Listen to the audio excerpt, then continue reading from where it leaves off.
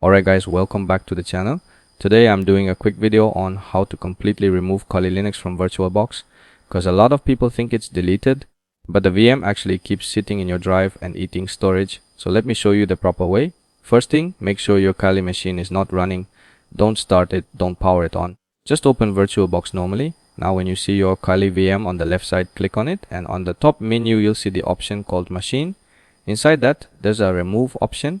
Just click that. VirtualBox will then give you two choices. One is remove only and the second one is delete all files. You guys want to choose to delete all files because that actually removes the virtual hard disk and all the storage the VM was using.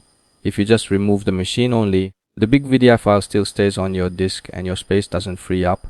Once you click delete all files, it should wipe everything. But I always tell people to double check where your VM files were installed. Sometimes VirtualBox keeps the folder inside your VirtualBox VM's directory. So just open that folder and make sure the Kali Linux folder is gone.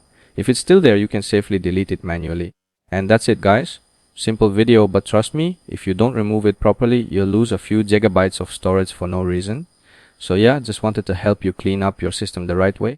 If this saved your time, drop a like and I'll see you in the next one.